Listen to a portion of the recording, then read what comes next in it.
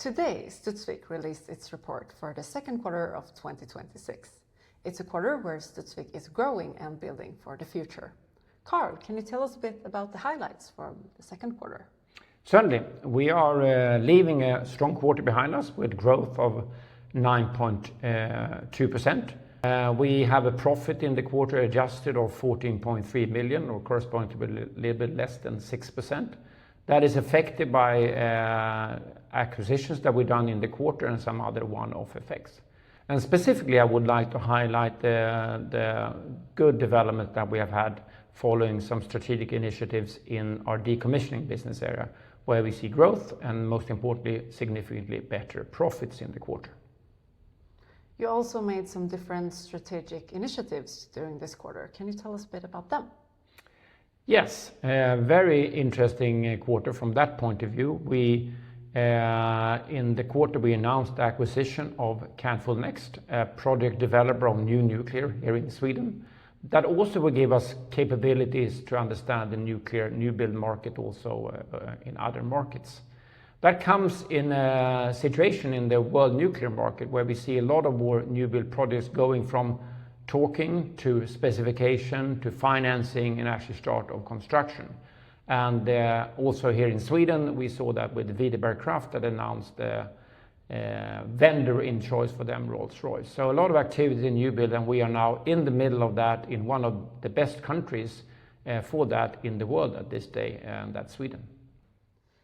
Karl, some new areas within your core business took some important steps during the quarter. Can you tell us a bit more about that? Of course. Yeah, we had some very interesting developments, mainly in the US in the quarter.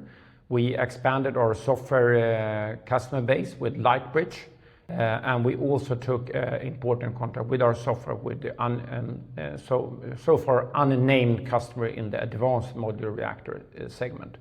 Also, our software has been approved by the regulator in the US for expanded use also for the advanced modular reactor. So very interesting development for that kind of advanced software, and also in the very important market in the US.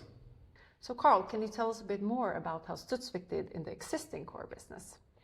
Well, we did very well, and that's obviously driven by the strong demand and interest from our clients to extend lifetime of their existing reactors.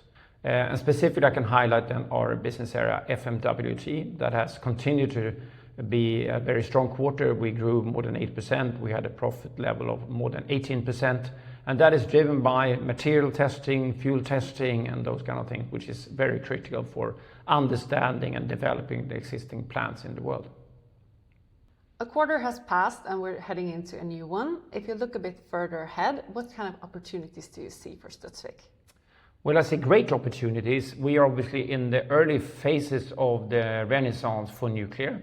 And as a company, we have obviously been very much in the decommissioning side, in the lifetime extension, long-term operation. With the acquisition of Canful Next and adding on new build and taking a new stance also to the new reactor developers, we are basically having a full portfolio to really support this renaissance. So the market is going to grow substantially, and we hope and believe that we are building a company with the right ingredients to follow and grow with that market as the market progresses over the next 5 to 15 years.